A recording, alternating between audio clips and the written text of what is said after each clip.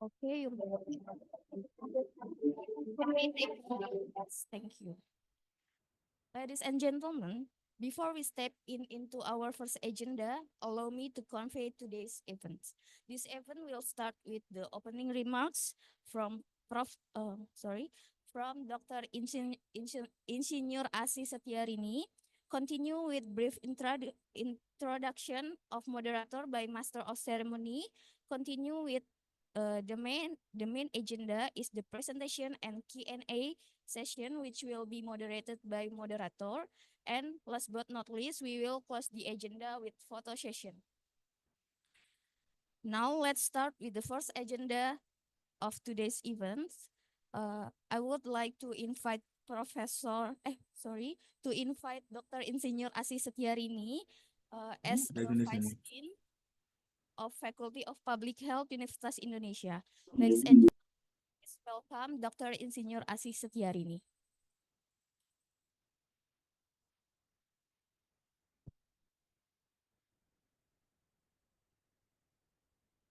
Thank you, Tria. Bismillahirrahmanirrahim. Assalamualaikum warahmatullahi wabarakatuh. Salam Om Swastiastu, salam kebajikan, salam sejahtera untuk kita semua. Selamat pagi, good morning, the distinguished guest, Dr. Hasan Muhtasami, UNFPA Indonesia Country Representative, Prof. Budi Utomo from Faculty of Public Health, Universitas Indonesia, the esteemed colleagues, and also all the students. It is an absolute honor to welcome all of you to today's public lecture on the profoundly significantly topic on population dynamic and sexual and reproductive health and rights. We gather here today at a pivotal time when global population patterns and demographic changes are shaping the course of human development. From urbanization and migration to the challenges of aging population. And this dynamic deeply influence not only for the socioeconomic landscape of nation, but also the well-being and right of the individuals. In this context, the intersection of population dynamic with sexual and reproductive health and rights is especially critical. This topic reminds us that beyond numbers and statistics, population trend are about people for their health, their choices, and their ability to live fit. Sexual and reproductive health and rights are fundamental to the achievement of gender equality, poverty reduction, and sustainability development. When individuals, particularly women and girls, are empowered to make informed decisions about their bodies and future, entire communities thrive. Yet, despite progress, we continue to face barriers like limited access to healthcare, persistent stigma, and policies that fail to uphold human rights. Today's lecture presents an opportunity to reflect on the challenges and explore the solution. Now we are fortunate to have with us distinguished speakers, Dr. Hasan Muhtasami. Selamat datang di FKM UI.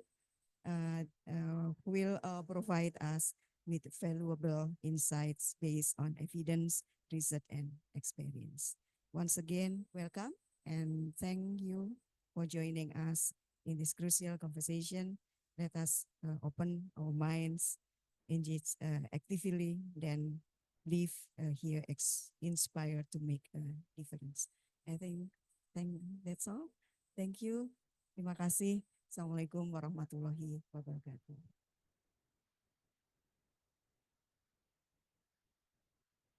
Okay, thank you, Dr. Asi, for your insightful opening remarks.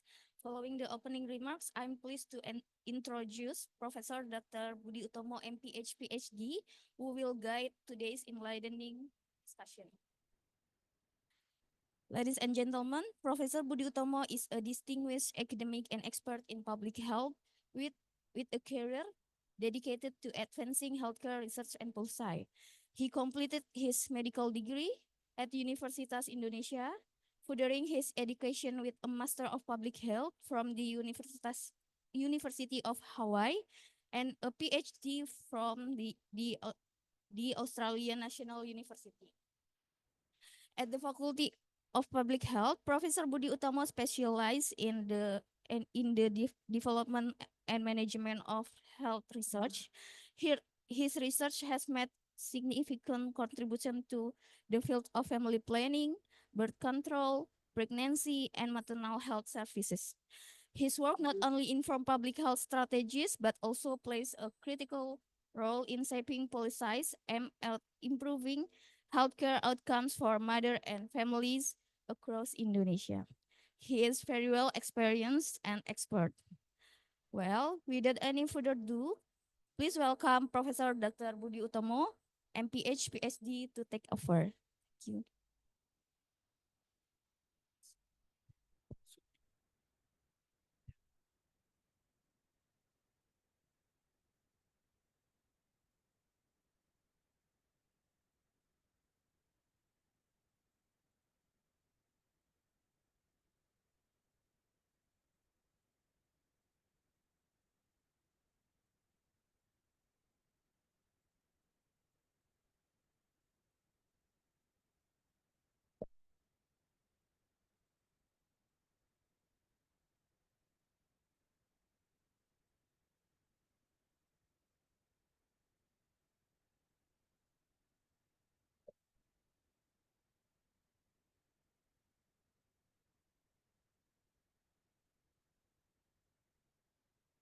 Assalamualaikum warahmatullahi wabarakatuh.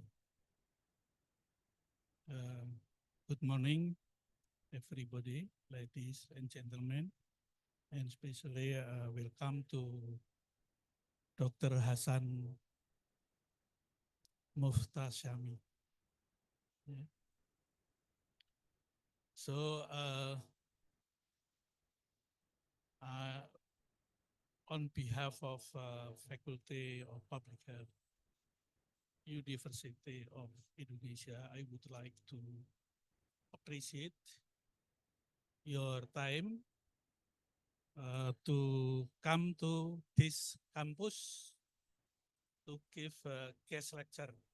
That I think the guest lecture will be very useful for all of us, academic staff, as well as students. Yeah. Not many present physically in this room because now is the examination session, the end of semester, but several of them, this I don't know, maybe now more than 70% attending online. Yeah. I would like to introduce Dr. Hasan Muhtasami. He is a medical doctor with a specialty in psychiatry and postgraduate training in population leadership with over 32 years of leadership experience in the health sector. Prior to joining UNFPA, he served in many countries, Afghanistan, WHO, and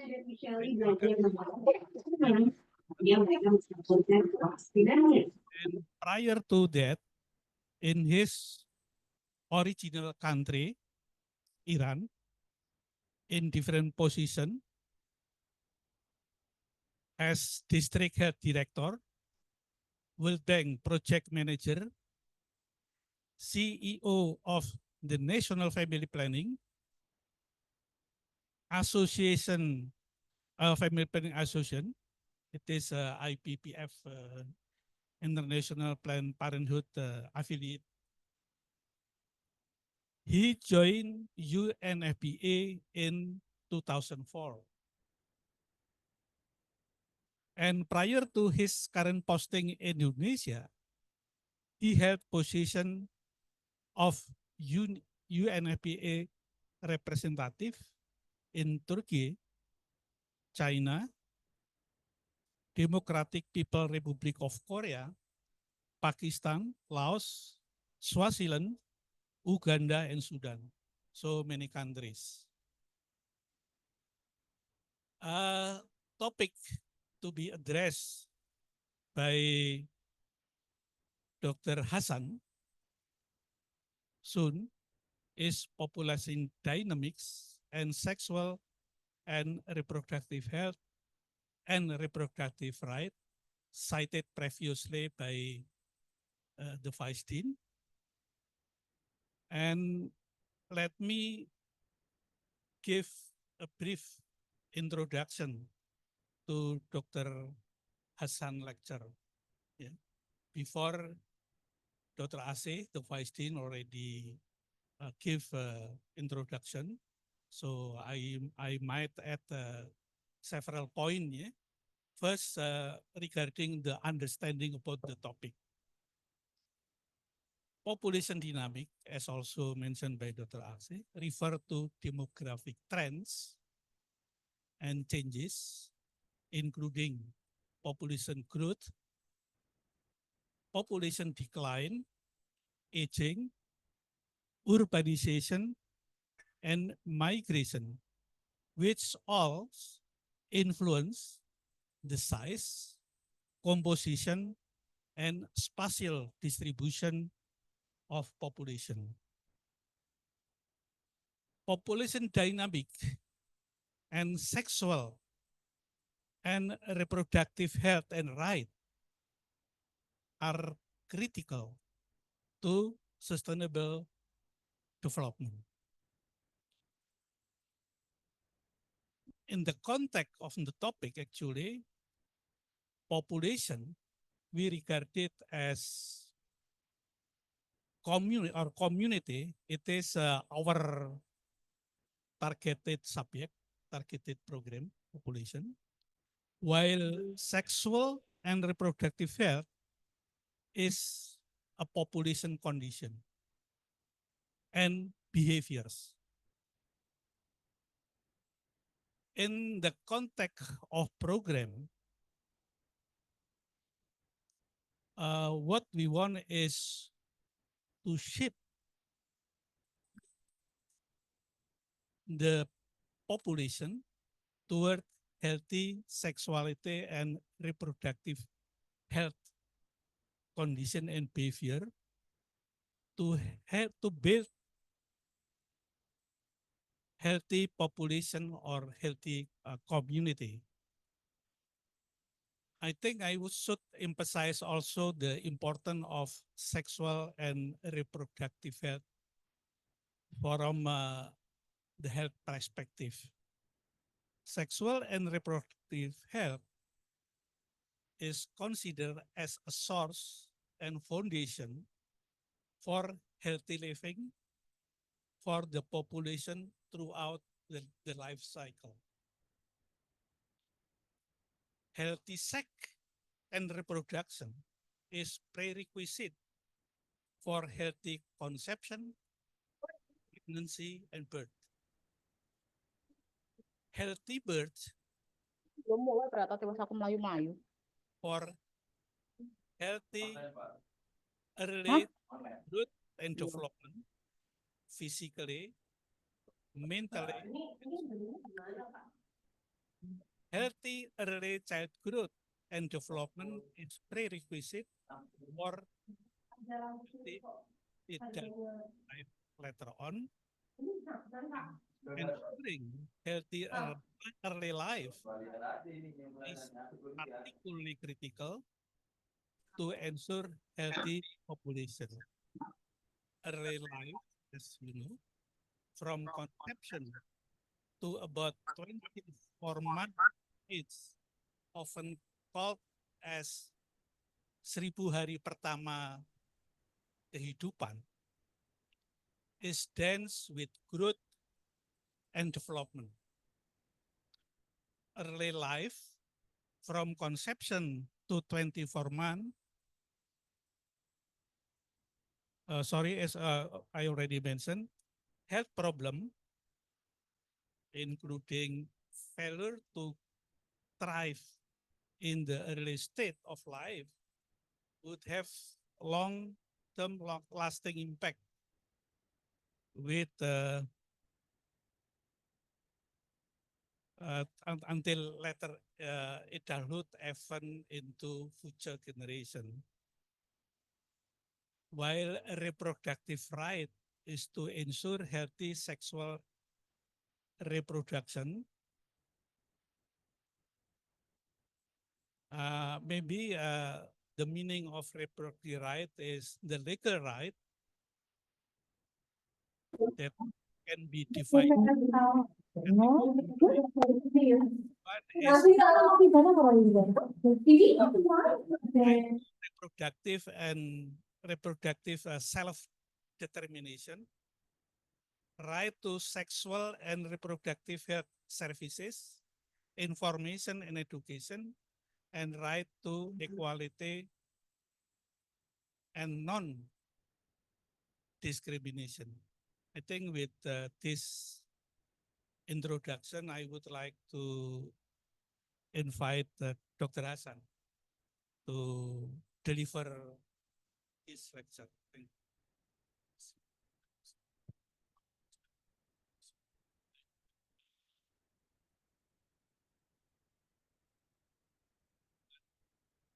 That's good. My colleagues, they know that I'm very talkative. So thank you very much for giving me a lot of time. Salamat pagi, Assalamu alaikum wa rahmatullahi wa barakatuh. Thank you so very much. Appreciate to inviting me. It's a pleasure. It's an honor. I feel very much happy, frankly, genuinely happy to be in the schools. It's the place that we learn everything from professors, and every time we go back, we learn more. And it's a pleasure to be among the brilliant minds and the future generation both. It's a practice that we have started at UNFPA. I mentioned to Professor to UGM. I've been to President University, and I don't remember the next one. But anyhow, quite a number of universities. We move around and talk because we want to make sure that we have allies among the young people. The future generations also, we have good allies among the professors and my generation, but we need younger people on board as well. So this is more about creating an understanding of what is it about and why it is important.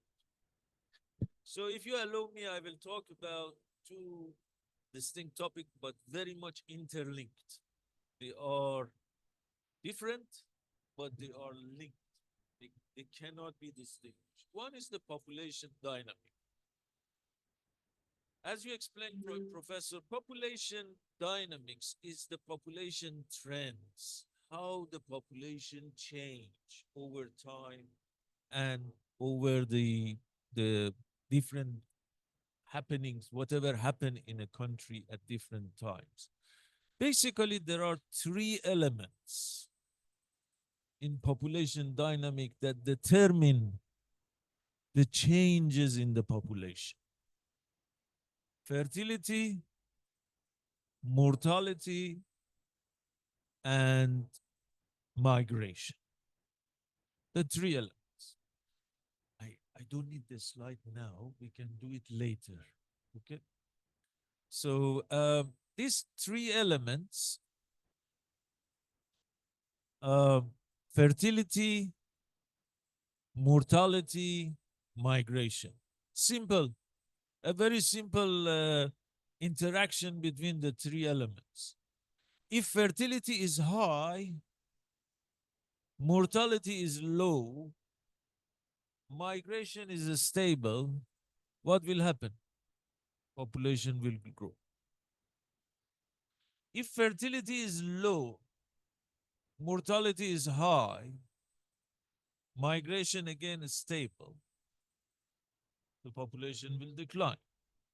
If everything is stable, fertility is stable, mortality is stable, migration is stable, population will be stable as it is. It will go like that. If migration is high, fertility is stable, mortality is stable, population will increase. So you see the simple interaction between these three elements: fertility, mortality, and migration. When we talk about population dynamics, fertility and mortality usually are in the field of public health because they are related to public health topics. But migration is usually a political issue because the moment you talk about migration, it's mainly politicians that are talking about it. You see, Turkey, Turkey now it is called, Turkey is the host of around 4 million refugees.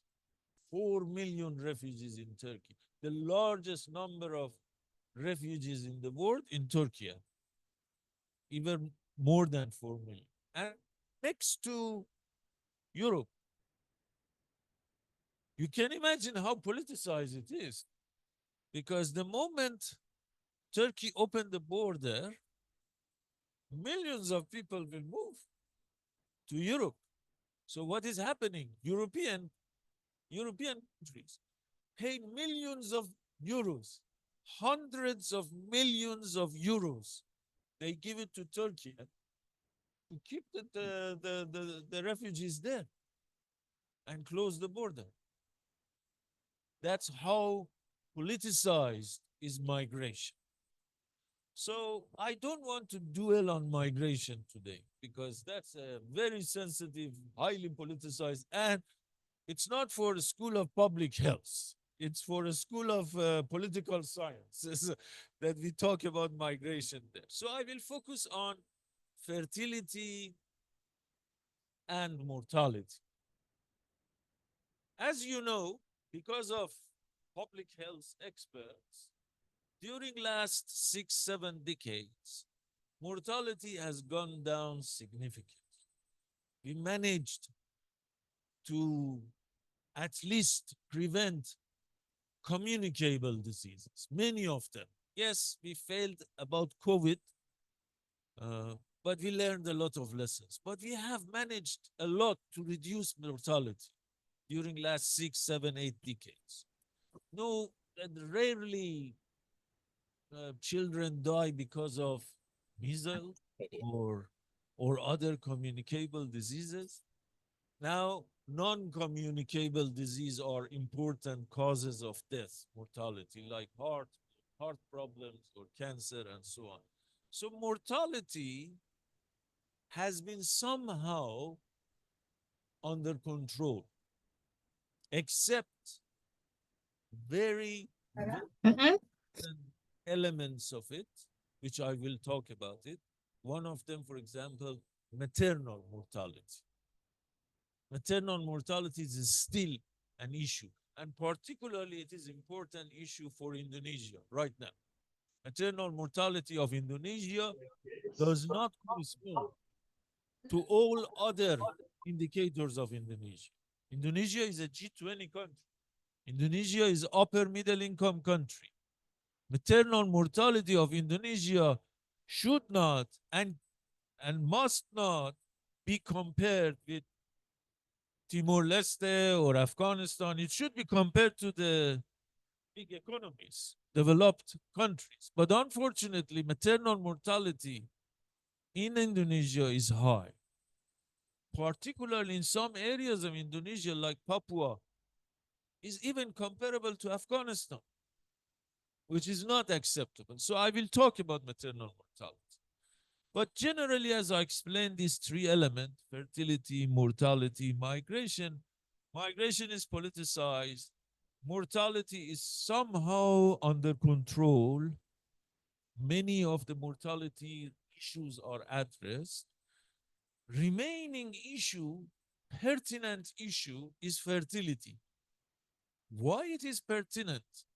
Because you may say, hey, fertility has gone down. It is stable now, or even going down in some country. Why it is important?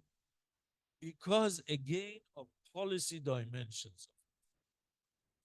Young people may read, professors remember that in 50s, 60s, 70s, last century, there were discussions about huge population increase. Its population explosion. The world cannot hold this many people. It's too many people for this earth. There were a lot of hype and discussions that there are too many children for women. And immediately policymakers were rushing to women. You should not have more than one child. Some countries, you may remember, it was one child policy. Oh no, you should not have more than two. Two children is enough for women.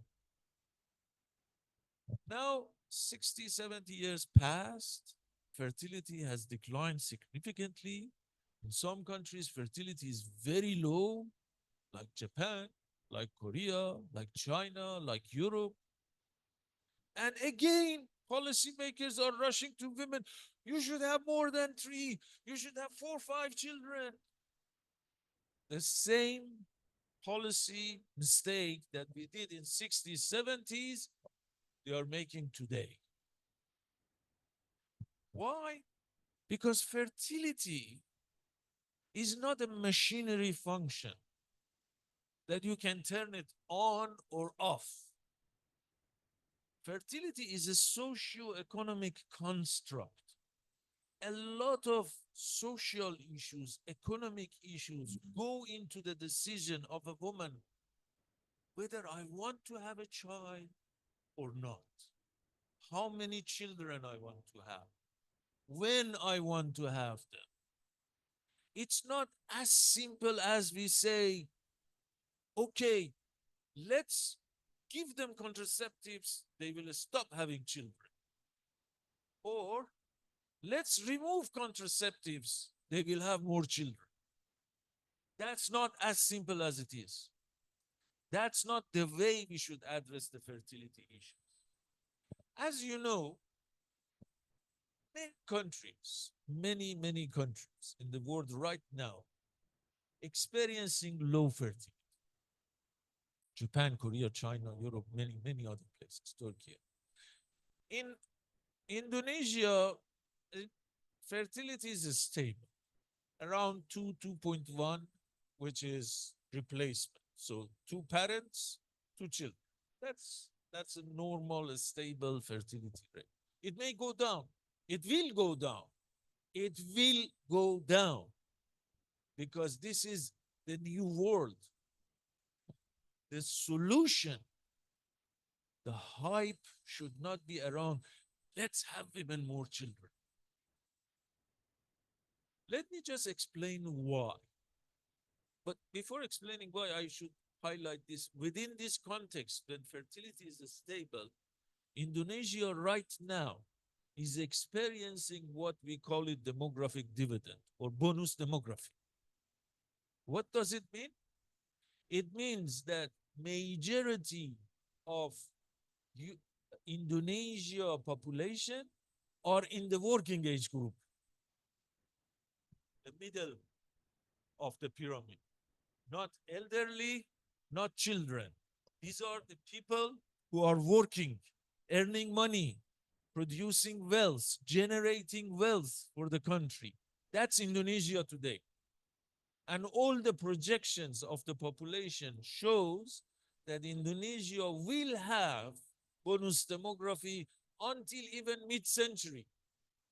2040s, 2045, 100 years of independence of Indonesia, 2050, still Indonesia may be having bonus demography. It's wonderful news for the country. And in my all discussions with the policymakers, ministers, parliamentarians, I'm telling them this is a good news for Indonesia because not many countries have this bonus demography yet. They have passed that stage. Indonesia still have it. But immediately I add to everybody, to all the policymakers, ministers, and others, bonus demography alone cannot make a country rich. It's not just to have the population, young population, working age population. It's also, you need to also have good policies. I give this wording carefully, and I want you to remember this. A young, uneducated, unskilled, unemployed population is recipe for disaster. Young, educated, skilled, employed population, recipe for growth. Young people, working age people need policies, good fiscal policies, employment policies, education policies, skills policies, vocational skills, and the like of it. They need that. With just the population, you will not achieve the growth. You need other things attached to the population size. So bonus demography could be a very interesting foundation for growth. It also could be a liability if there is no proper policies. Now, talking about this bonus demography, I will put it aside. I told you that the fertility currently is stable in Indonesia, but many other countries, fertility is going down.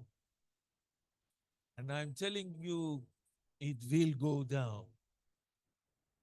And low fertility is here to stay.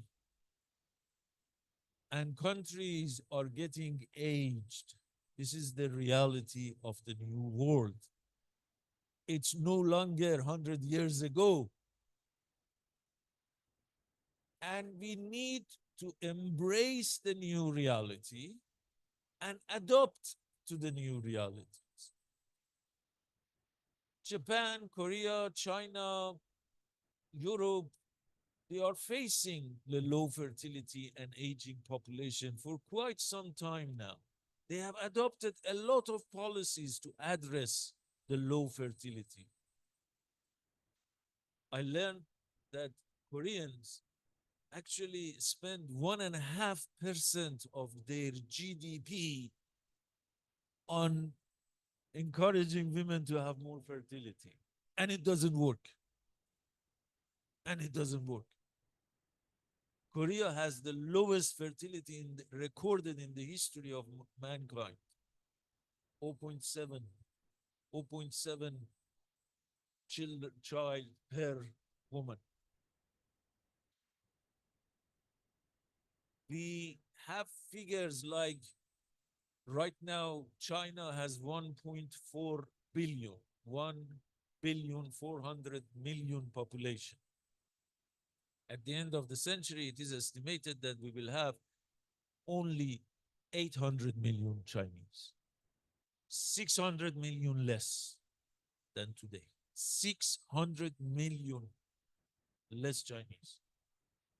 Japanese are around 120 million right now. 120 million population. 40 million less at the end of this century. The estimate shows. So that's the reality. That's the reality of the new world. Why?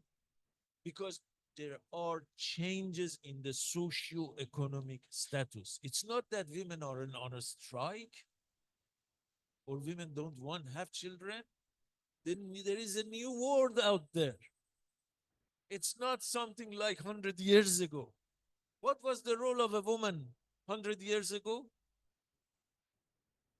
Get married, have children, support the family. That was the whole purpose in the life of a woman 100 years ago. Today is totally different. Give you a few figures, you will get it. You are public health people, you understand these figures. Fertility among women in their 30s and 40s, 30 years old, 35 years old, 40, 45, fertility is a bit higher than previous generation today. But what reduced fertility significantly is fertility in the teenagers and women in their 20s. They have much less than their previous generation, teenagers and women in their 20s. Why? Where are the teenagers? In the schools. They're in high school. Rightly so. They should be in high school. So that's why they're not married, they don't have children. Where are the women in their 20s? They are in universities. They are making a career for themselves. They're starting jobs. They want to build their career and go up the ladder. This is the new world. This is the new societies. We cannot and may not be able to go back 100 years to redefine the role of women in the society and go back to that role. There are countries that are trying. I'm telling you, Taliban in Afghanistan has started this. They they closed all the schools for the girls. Girls are not attending the schools. They said women should not have jobs and go back home. I don't know whether it will result in increasing fertility in Afghanistan or not. I don't think any country will adopt that. This is a new world. This is a different world. We cannot go back 100 years and expect the old traditional roles that we envisaged for women then. And in fact, economists, governments will not agree because they need women. They need women for economic growth. Because half of the taxes come from women. Taxes, employment, and so on. Imagine that these women go back home. There will not be revenue for many of the countries and governments. They don't want it. We cannot change the course of history like this. That's one element about this low fertility. I give you another element that why low fertility is here to stay. When I was young, when I was a kid, I don't know about professor, my mother didn't know where I am. I was playing, I was going out, I was going myself today. She hardly knew which grade I am. Can you imagine a mother today leave her child 1 second alone or unattended? It's impossible. Time. That's another element I want to talk about here. Parents today don't have time because they need to spend time with their children. They cannot just let the children grow in the streets, eat whatever they want, go wherever they want. They are taking care of the children, both parents, husband and wife. They don't let the children go on their own. As a result, they don't have time. So if you ask husband and wife how many children you want, the first thinking will be, do I have time for all of them? Yeah, 10 is good, but do I have time for 10 children? Mother asked, father asked. Another element of low fertility, money. Simple. It's a very simple connotation. I actually have a Korean colleague, a lady Korean colleague, UNFPA representative in another country. She was saying bluntly that I am one of those Korean women that don't want to have a child. I'm one of them. Put my hands on my heart. I am one of them. I don't want a child. Why? Because I have calculated, and I will need, in the Korean context and culture, I will need 1.7, 1.67 million US dollars from the time of conception to the time that this child is going away for his own or her own life. I will need $1.67 million. I don't have that money. I don't have that money. I cannot afford. It's expensive today to bring up a child. And then policies they put forward, governments, this government, that government, all the governments around the world, they put policies to encourage fertility. That's another point of discussion about low fertility. Many of them didn't work. They give child benefit, they give generous maternity leave, paternity leave. Uh, the most interesting one I have heard about the policies of the government is the Danish government, the government of Denmark. They actually pay vouchers, money, handout to young couples to go on vacation, go to Bali, go to Caribbean, go to, because they thought if they give money to young couples, it may increase fertility when they are going outside enjoying themselves. And it doesn't work. None of them has worked because of the other element. Urbanization, another element of the low fertility. In old cities or in rural areas, we have a lot of space.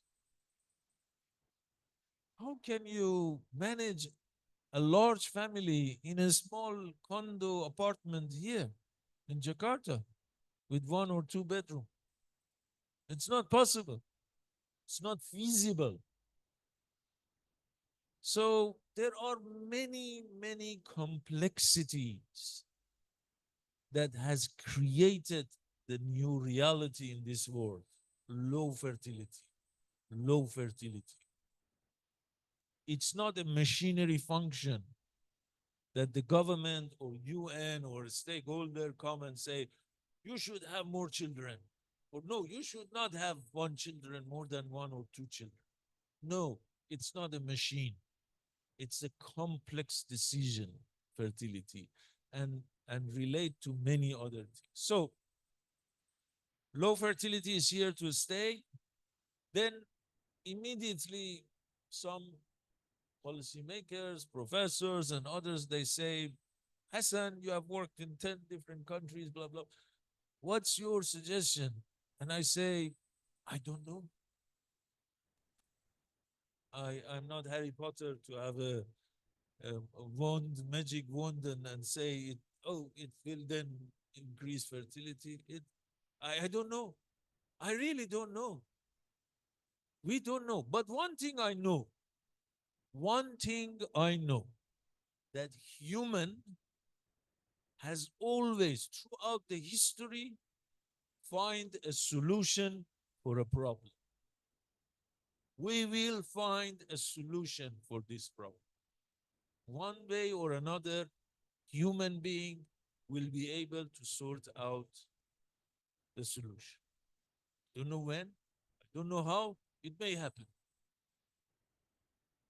Some fantasy, science fiction thing. We, it's not that much science fiction. Actually, if you go to medical school, where is medical school in this campus? This way or that way? Medical school is that way. If we go to medical school and ask medical colleagues, they may have some ideas. We have IVF today, don't we? IVF, in vitro fertilization. They take eggs and a sperm, put them together. When it is an embryo, they put it in the womb. So that's called in vitro fertilization. In vitro, in the lab, fertilizing. Who knows? You may have in vitro gestation one day. IVG, I don't know. It may happen. Even we can have the baby in vitro, not in the womb. It's a science fiction, but it's almost there. There may be other solutions. I don't know. I really don't know. There may be a new economy in the world, a new job description, a new way of working societies that even old people like me, with all respect, the professor and I, we still can work and produce and support the society. So there will be solutions. I don't know what would be that solution, but there will be a solution for low fertility context. But for, for sure, solution is not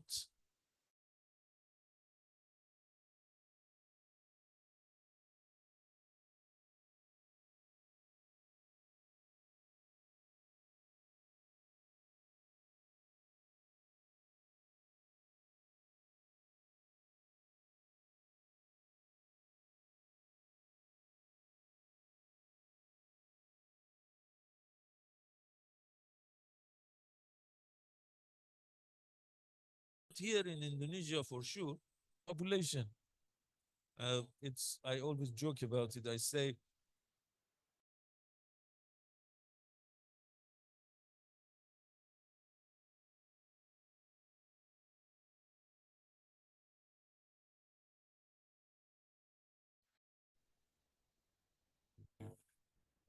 contraceptive is a tool for prevention of pregnancy. It's not the reason for prevention of pregnancy. A woman has decided not to have a child and go and get a contraceptive. It's not because, oh, there is a contraceptive, I don't want to have a child. It's a tool. Contraceptives should not be removed from the hands of women, and particularly in public sector. Public sector need to continue provide contraceptive because they are poor women. They don't have access to private sector. Rich women will find their way and get their contraceptives in the private sector. Poor women need contraceptives from governments. And if the government stop providing contraceptive to poor women, that's actually punishing poor. And in fact, poor women have higher fertility usually. It will not be working. Anyhow,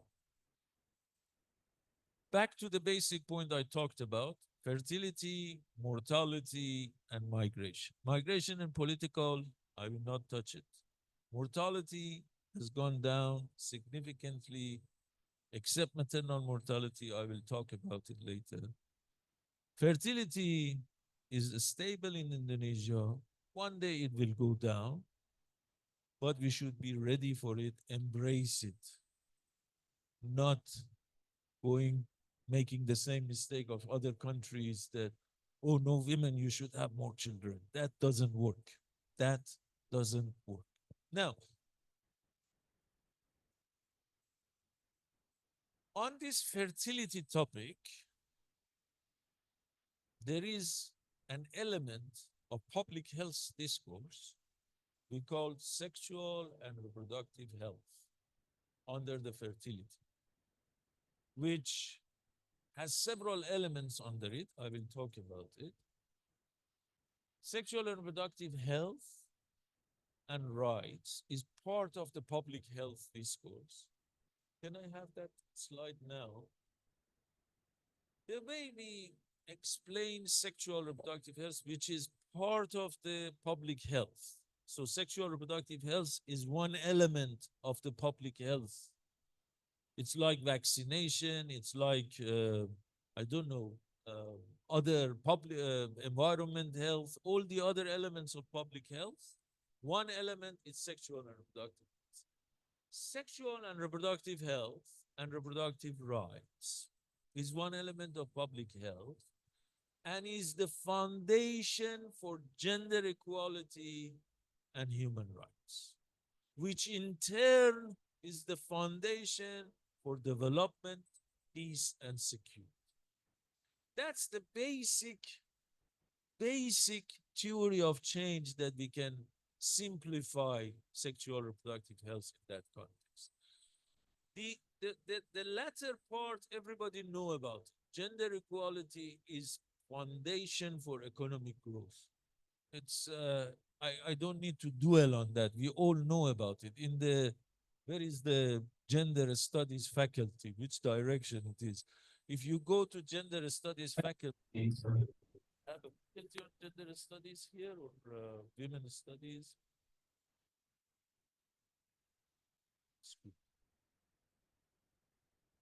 Social science. Teaching curriculum. Wherever that faculty is, they're actually teaching that part. It's a scientific fact. Gender equality is needed for economic growth, development, peace, and security. Without gender equality, we will not achieve development, peace, and security. That's a given. That's a scientific fact. I don't dwell on it.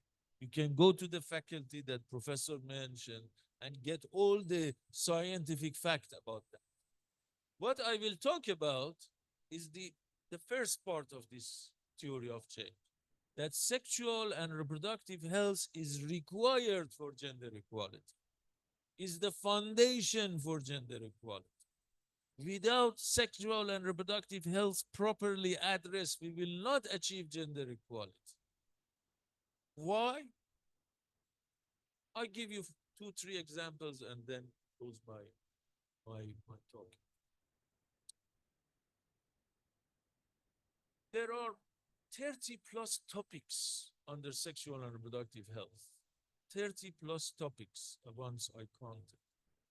Those in the public health school that are dealing with the sexual and reproductive health, they know different topics of it. Let me give you a few examples of those topics. Why then sexual and reproductive health is needed foundation for the gender equality, which in turn is the foundation for development, peace, and security. What are those? Like the first one, at birth, GBSS. You are the students and faculty, so we can talk technical wording here. It's not a public audience, so you should get used to it. And by the way, it's a good question for exams and tests at the end of the term. Google is available, so you can even Google it. But let me to you.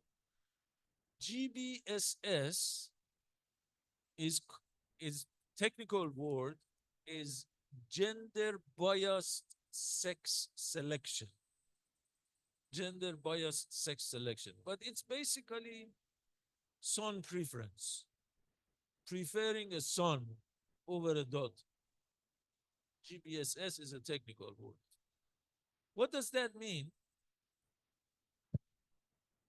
Normal biologic ratio, sex ratio at birth is that we should have around 100 girls versus 102, 3, 4 maximum boys.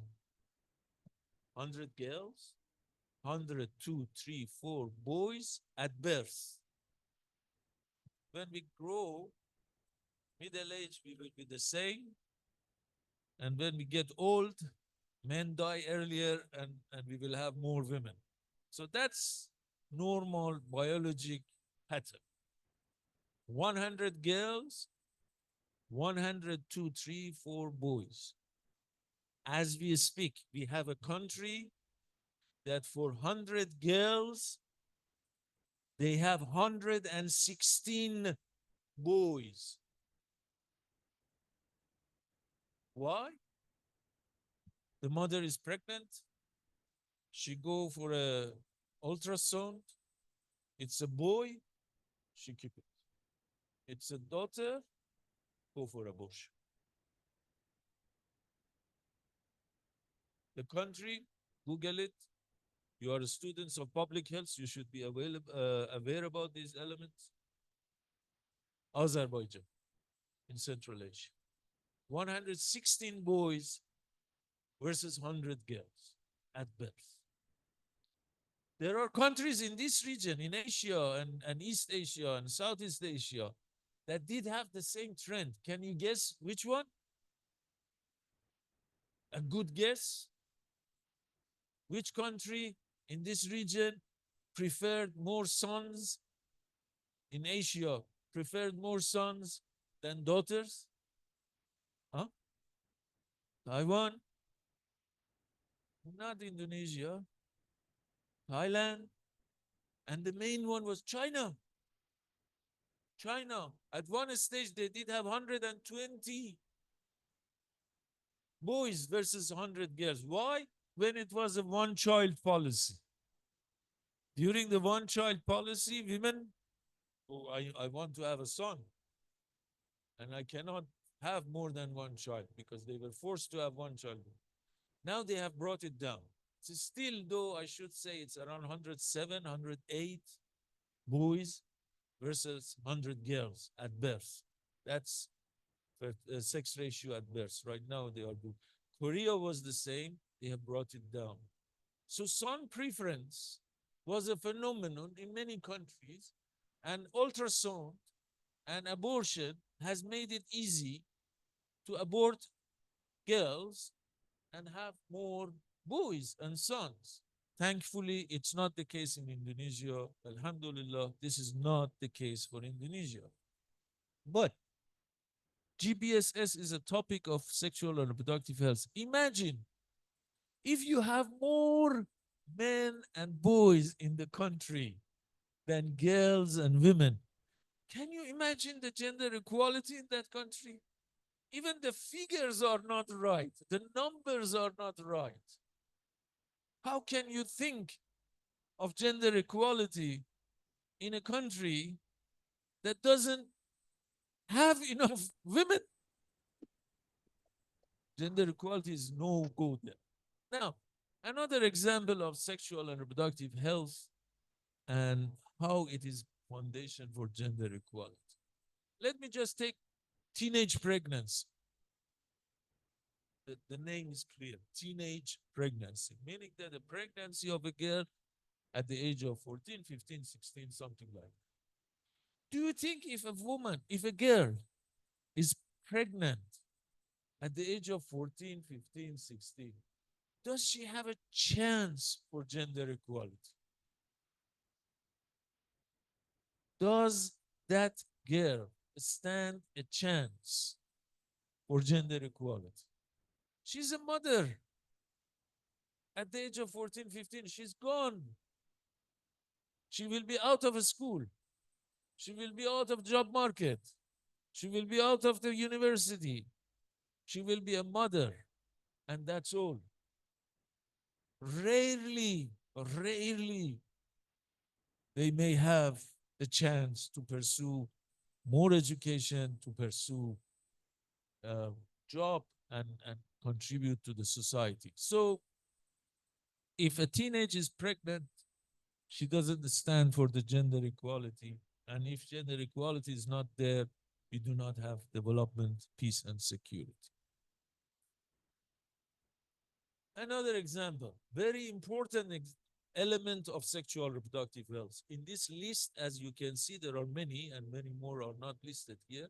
One of the most important one is family planning, FP. Family planning is one of the most important element of sexual and reproductive health. Access to contraceptives and so on. Why it is important for gender equality and as a result important for development, peace and security? I'll give you one example. A country in Africa called Niger. Niger in Africa, not Nigeria, Niger. Fertility is that high in that country that literally a woman on average is pregnant every other year. She's pregnant this year, next year free, the third year is pregnant, fourth year free, fifth year again pregnant, sixth year free. Literally, women in Niger are pregnant every other year. Do you think those women in Niger stand a chance for gender equality? The woman is busy with either pregnancy or childcare. She doesn't have time for herself, for her own health, for her own education, for her own income generation, employment. She's just busy with pregnancy and taking care of the children. She doesn't stand a chance for gender equality. One of the famous figures in the world today is Elon Musk. You know him very well. I really appreciate this man, but I hate him for one of his comments. He has said women should have 11 to 12 children. I would like to ask this gentleman, the CEO of the SpaceX, he has hired that lady. The CEO of the SpaceX company of Elon Musk is a lady with 2 children. I would like to ask Mr. Musk, if that woman had 11 children, did he have a chance to be the CEO of a SpaceX? How can you think of such a connotation? The number of children is a woman's decision. It's not Mr. Musk or anybody else in the world to tell a woman that you should have 10, 11, 12, 1, 2, whatever the number it is. And this woman should make a decision about her own life. So if somebody is pushing back on family planning and contraceptives and asking women to have more children instead of making a decision about their own life, I think that person is against gender equality and that person is against development and peace security. Or he or she may not understand the whole discourse properly.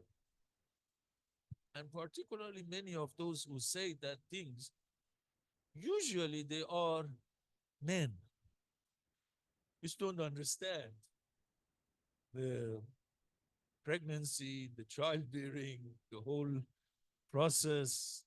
Men don't understand those elements.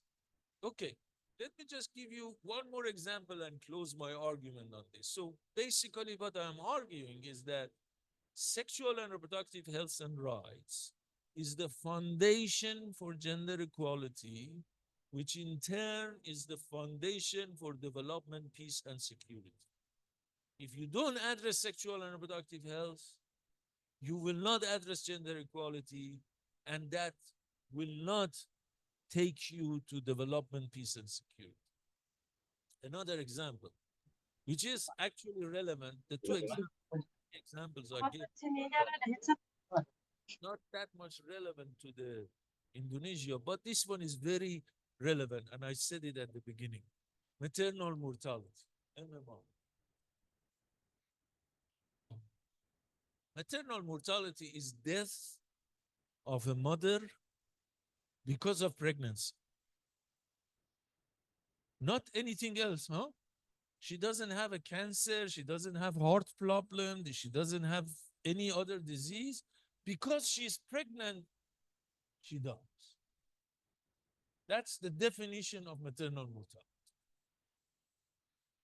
A woman giving life dies. And imagine how tragic it is. Imagine the whole family is happy and expected. Mother, father, family, young woman, proud, going to delivery. And boom, tragedy hit. The mother dies. And usually mothers are the foundation of the family union. And imagine how tragic that will be.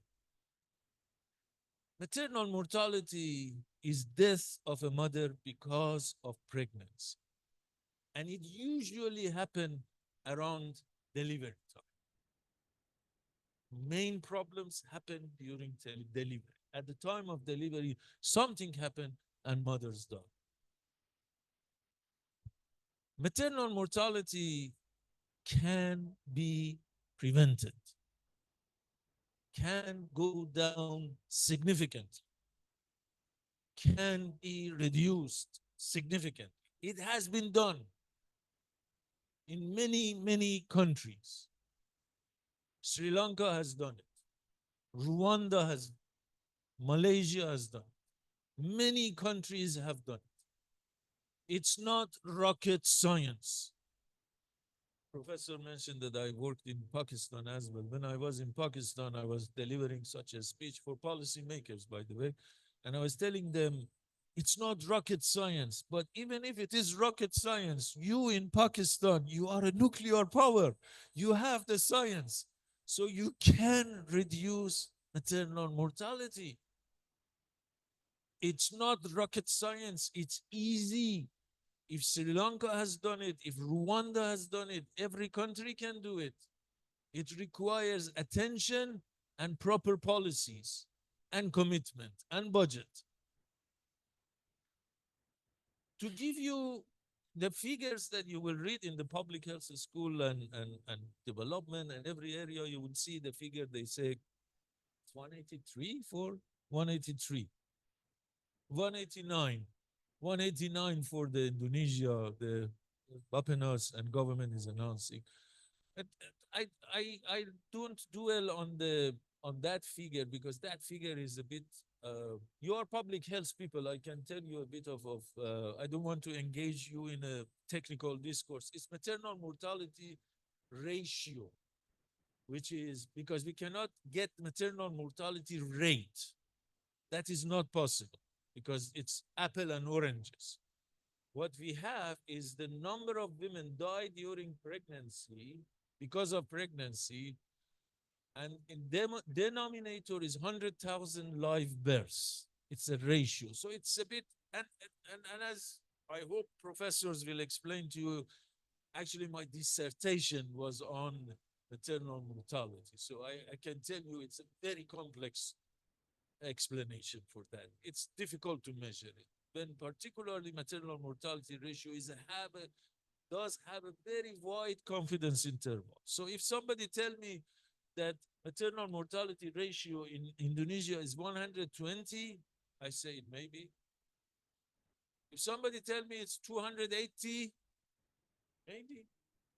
189 as an average, yes, okay. But that figure is not that much telling. Let me just give you another figure, which is telling. It will remain with you. We have another indicator, Public health students can look at it and check it. It's called lifetime risk of maternal death. Lifetime risk of maternal death. For example, in Ireland or Norway, one woman in 43,000 women, one woman in 43,000 women may die because of pregnancy. That's lifetime risk of maternal death in Norway. One woman in 43,000 women. The same figure for the country that I talked to you, Niger. One woman in, can you pick a guess? Remember, Norway, 43,000. In Niger, a very wild guess. Give me a number. One woman, it was in 2017. This figure kills me. One woman in 7 women. One woman in 7 women may die because of pregnancy. It was 2017. They are better nowadays. One woman in 31 women in Niger. One woman may die because of pregnancy in every 31 women in Niger. That's maternal death risk, lifetime risk of maternal death in Niger. Literally, pregnancy is a really risky business in Niger. It's really, really a risky business. One woman in 31 women. Norway, one woman in 43,000 women. And I was talking about it in Sudan, and there were somebody's telling me, oh, it's fate, it's Allah, it's God's will. I don't agree. I don't think it's the God's will. I don't think it's everything is God's will. But don't tell me maternal death is God's will. Because if you tell me, then the main conclusion is that God loves women in Norway more than God loves women in Niger. Because if you say if you attribute everything to the gods, then what does that mean? God doesn't want women in Norway to die, but wants women in Niger to die because of pregnancy? No, it's our fault. It's human fault. We failed those women. And I know that you are all curious about the figure in Indonesia. Figure in Indonesia, 1 in 200 and you have 270, 280. You count 270 women around you. I think it's 270. We can check it, the UN publication on that. 270 women around you, and one of them may die giving birth. The figure in Thailand is around 1 in 2,000, 3,000, something like that. And the like of it. Maternal death is a tragedy. Imagine if a mother dies giving life. Can you imagine of gender equality in that context? Can you imagine gender equality in Niger? When pregnancy is literally a risky business. So, those are the examples I give you. So basically what I wanted to tell you is that sexual and reproductive health and reproductive rights is the foundation for gender equality and human rights, which in turn is the foundation for development, peace, and security. And last point, I'm not naive. This world has 1001 priorities. Sexual and reproductive health and rights, reproductive rights, is not the only priority. There are other priorities: communicable disease, other public health issues. COVID was there. There may be another epidemic. Climate change. We experience climate change every day ourselves. Energy, poverty. There are thousand security, wars. There are 1001 other priorities in this world. I'm not naive. I'm not saying only sexual and reproductive health. I'm not saying only women's bodily integrity and bodily autonomy is the main issue in this world. No, wallahi, there are 1001 other priorities in this world.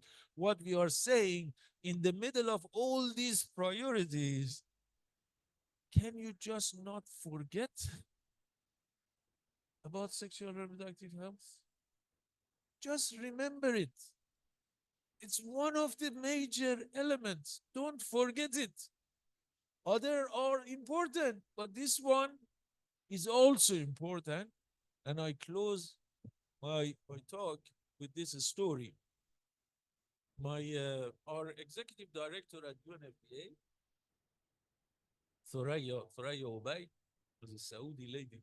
She was telling us this story that after Haiti crisis, when there was an earthquake and so on, Secretary General of the United Nations appointed President Bill Clinton, former president of the US, as the special representative for Haiti.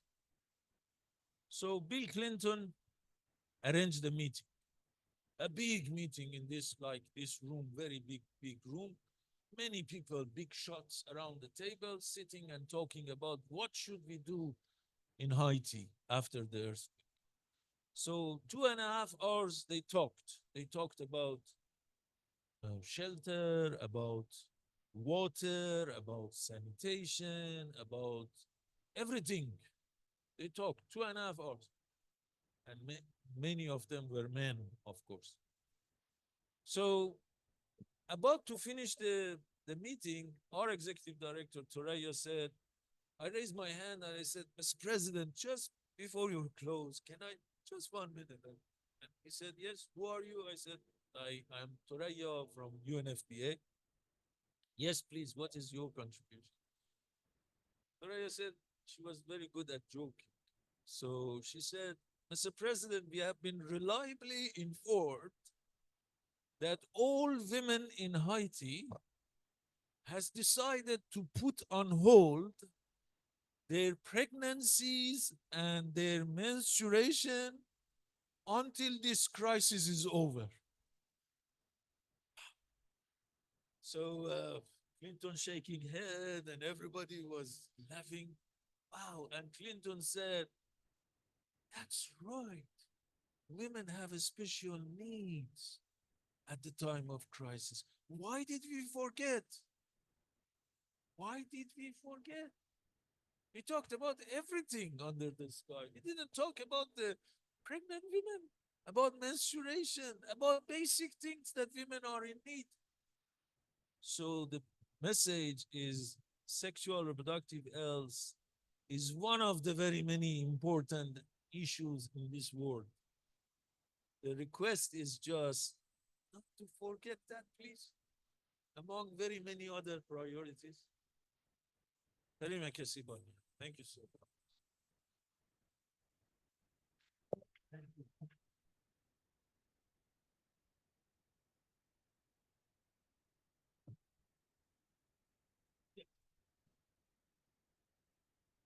Hmm, Thank you, Dr. Hassan. All of us, I think, thankful. Yeah, rich of information. And I note several critical points during your lecture. I can read so that the audience also. Thank you.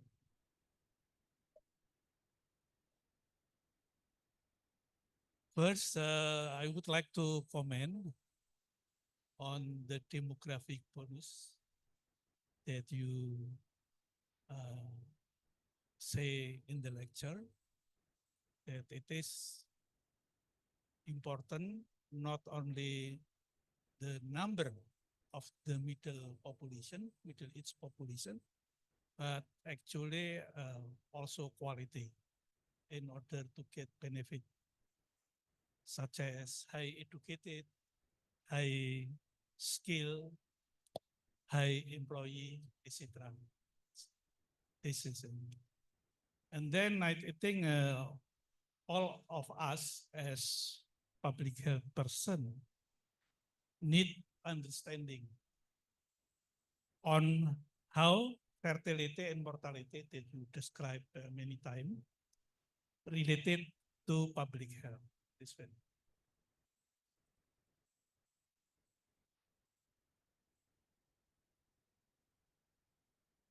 And then in your closing remark, I think I agree with you that sexual and reproductive health is foundation of healthy population, healthy living, etc. Because when sometimes people are not aware what is yeah, healthy reproduction is prerequisite for healthy uh, life throughout the cycle. Then also you mentioned that fertility and mortality are socioeconomic and behavioral construction. I think that is very important because we cannot just change just through what we call instruction or, you know, but you have to have a policy that affect that factor behind that practice or something. I think it's very important for us looking for or listening from the lecture that we have to think conceptually and broadly, iterated with the practicality, what is happening. For example, why in the past we recommend to limit the childbearing, but now uh, opposite after a decade or something. You know? So we just not come back to ask them to reduce fertility, but we have to make a changing policy or something rather than just by instruction or something like that. And then I think the important thing is also sexual and reproductive health is foundation of gender gender equality, and gender equality is important for sustainable development. Yeah, I think this. And then I think the last point is reproductive health and family planning is critical for ensuring healthy birth, healthy life. Important. So family planning is not just for population control, but also many socio-economic development as well, including maternal mortality reduction, including newborn mortality reduction also. Even stunted children also. Yeah, yeah. And then maternal mortality should not happen as it is a natural happening and actually can be prevented with the existing technology, right? You mentioned also that maternal mortality have multi-impact, tragedy impact. Two, their children and family, and maybe other relative and so on. And be careful with different measure of maternal mortality, including, for example, you comparing the use of maternal mortality ratio and the lifetime risk in comparing different country, different population, and also it is difficult to measure maternal mortality. So sometimes many people have estimation very different. Yeah. I think that's maybe some of the critical point that I know, but maybe Audian also have another note here. So with this, just a short comment, I would like to invite if any person here want to ask, and Dr. Hasan would be happy to answer or to respond. Iya. Ada yang mau tanya? Ya, silakan. Siapa yang bisa?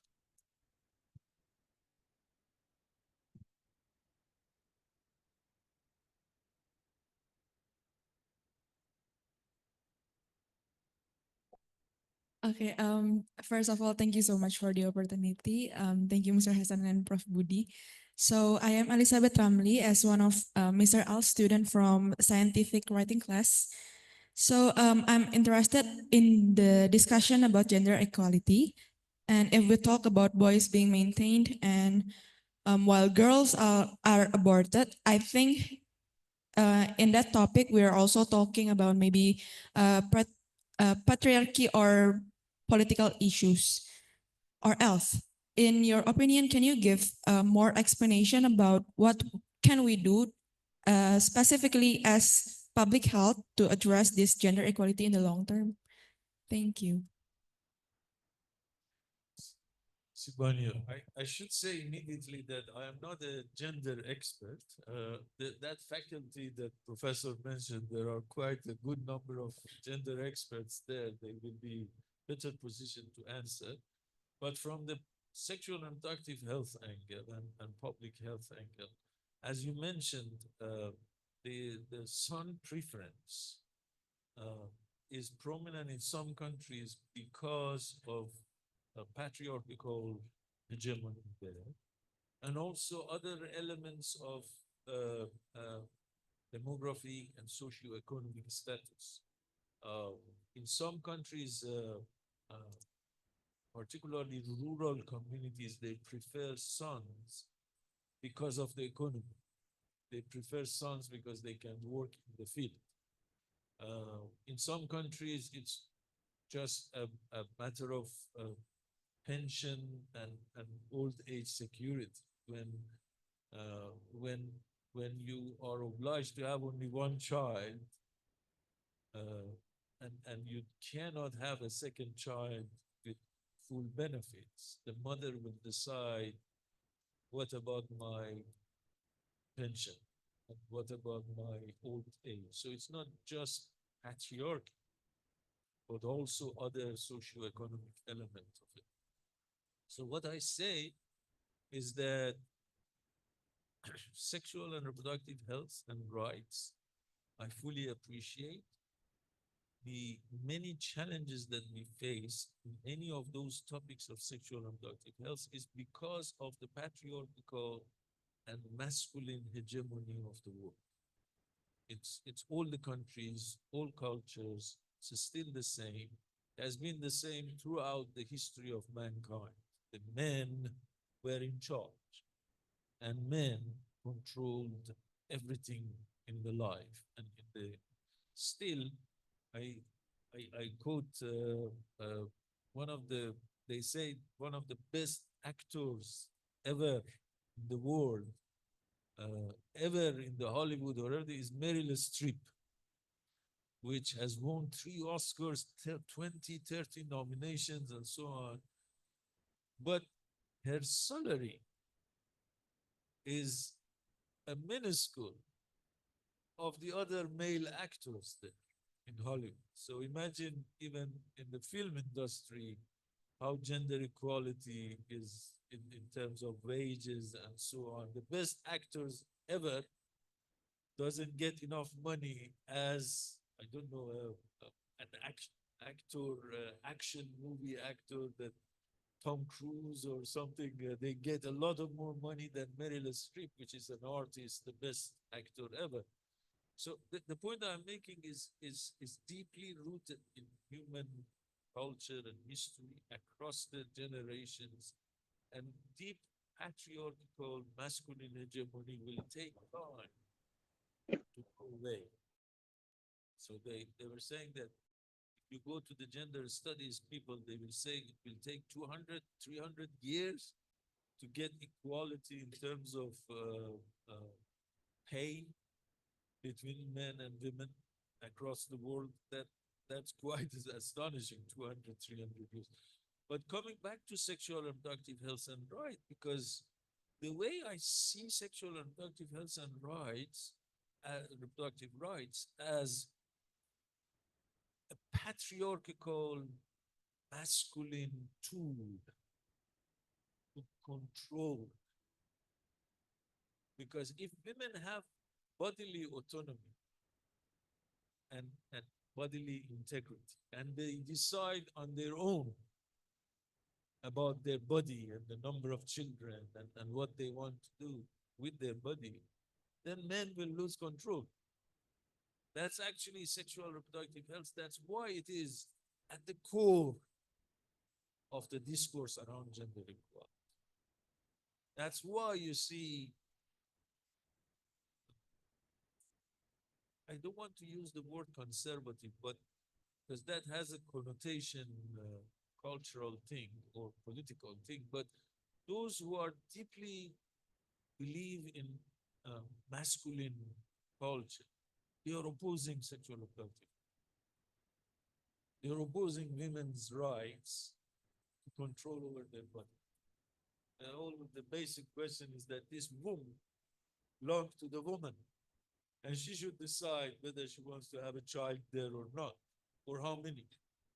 But this is others that decide about that woman. And you should have this and that. So the way I see it, you're absolutely right. Masculine hegemony, patriarchal hegemony of the world has an impact on sexual and reproductive health and rights. I think sexual and reproductive health is the main battlefield on gender equality, because it's about control. It's about who is responsible for a woman's body. Is it the woman or the man?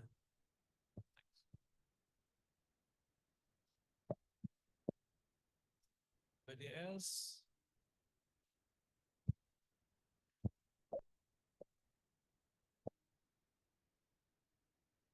Um,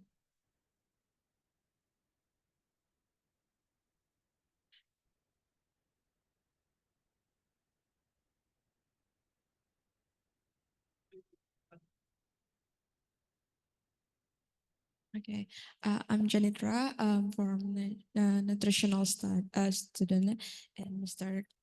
Class. Thank you for the opportunity. I would like to ask, in Indonesia, we have many ethnics. The one of patriarchy ethnic is Bataknis. So the tradition is force women to having a child until they get a boy. And the woman doesn't have right to refuse having a child until they have boy. So what your opinion to our government to strict the police maybe so the woman can they have right to it's my body, it's my choice to have how many child they give. Do you get it? Yeah. Thank you. Thank you. Thank you, Sifandia. I should say, Professor mentioned I've served quite a good number of countries. I would like to slightly disagree with you. What I find in Indonesia, actually, women have a lot of autonomy and decision-making power in Indonesia, and this is an interesting and positive development in Indonesia, because I have seen contexts that women cannot make simple decisions in their life. When to marry, when to have a child, how many children they should have. But Indonesia is quite advanced on these elements, and generally the indicators show that women's status in the country has been improved significantly throughout the years, and the more you are developed, the more the, that power dynamic and notion of masculinity fade. That's the reality. Particularly the last 10, 15 years, where Indonesia's economy is growing fast and faster.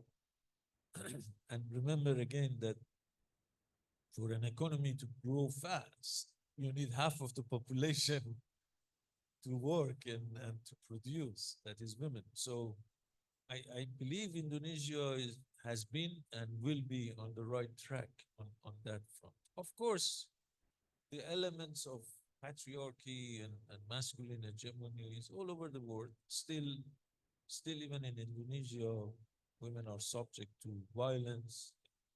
Still, there are discrepancy in the wage and salary of women versus men, the type of jobs that women get versus the type of, but but but if you compare it to many other countries around the world, Indonesia is well placed to achieve much more beyond what we have achieved already. So I think you should be proud of the context in Indonesia in terms of advancements on many fronts: public health, sexual reproductive health, gender equality, and the like. Thanks.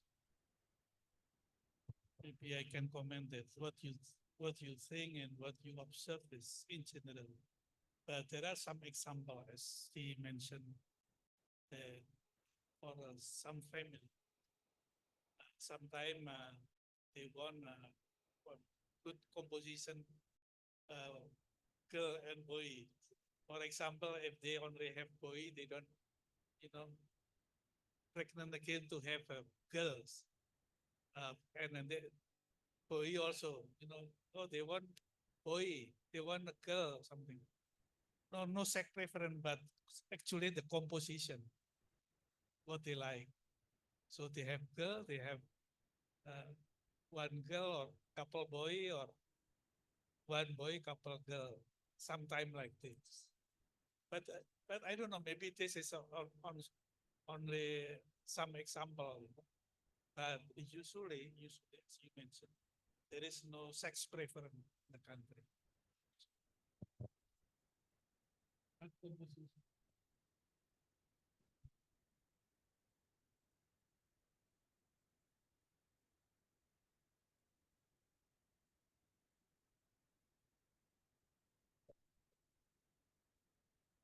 Ya, oke. Apa Prof Dini ya? Ini siapa itu? Bukan, my name is Kinan. I am the student of doctoral program of public health science. Sir, in casual situation, we still have challenge in fulfilling sexual and reproductive rights. For example, due to the cultural matters. But as we know, in some district in Indonesia, now we are experiencing natural disasters, and in some countries over there, they are experiencing war.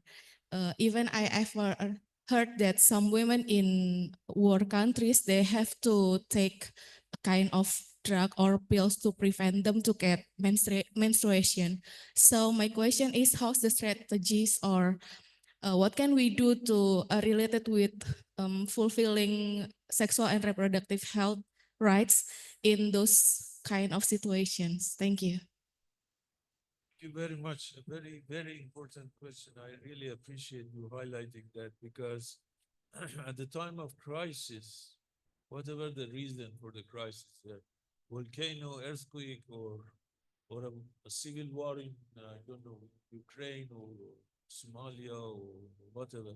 So there are crises, and and as I mentioned in that example, everything is thought of except sexual reproductive health, because that will be the last thing on the agenda. And you are absolutely right. What we recommend to all the policymakers, particularly in the crisis situation and humanitarian situations like volcano, earthquake, uh, floods, and the like, or civil wars and wars, is to what we call it minimum initial service package, MISP. We call it MISP, MISP, which is basically, can you please include in your intervention these elements? And we call it minimal because we don't want to burden everybody with thousands of interventions. But minimal initial service package is required. And support the governments, we support the actors, stakeholders, NGOs with that preparation, so that when something happens, MISP is in place and provide. This includes basic services. I give you one clear example. I was in Turkey when that earthquake happened. Over 30, 40, 50,000 people died. It was a disaster. One of the main requests by the people affected in the area was what we call it hygiene kits. It's basic hygienic things for women and girls. They really wanted it. One of the main items that was we procured and sent it to the field was those hygienic kits, basic kits to dignity of a woman at the time of crisis, because there's no shop around. All the city is destroyed. There's no shop to find pads, for example. And that dignity kit was the main request by the population. So what we are talking about, minimal initial service package is in the time of crisis, and hopefully that will address, which include, by the way, gender-based violence, because unfortunately, at the time of crisis, violence against women always go up. It doesn't matter what type of crisis it is, because it seems that when a crisis happens, men, the only coping mechanism they have is to beat women. I'm joking, but it's literally like that, because the women violence against women go up. At the time of war, unfortunately, in many contexts, sexual violence is used as a weapon of war to degrade and downplay the opposition. It's not sexual, it's about demeaning and degrading the opposition. So it's a weapon of war. So unfortunately, these things happen, and that's why we focus on MISP to make sure that at the time of crisis, all these elements are happening. Thanks. Yeah, if there is no question, I think it's time. Terima kasih banyak Pak Dr. Hasan for your time. So time I give to yeah.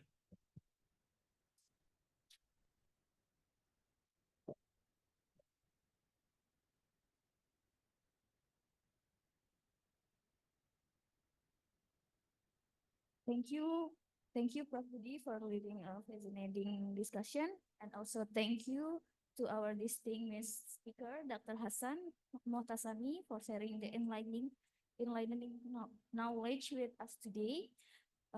Your expertise has enriched our understanding of population dynamic and sexual and reproductive health and reproductive rights. I also want to say thank you to the participants who are actively engaged in the discussion. Now, as we come to the close of the session, let's take a picture to capture this special moment. For participant in the middle, you can stay at your place. For the participant at the side, please gather. And for professor, please take a.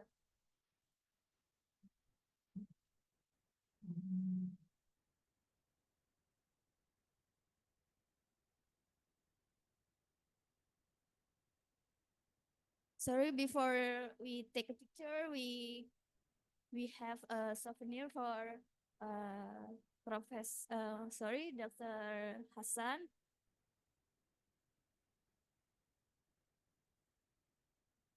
And will give from manager of academic, Dr. Laila Fitria.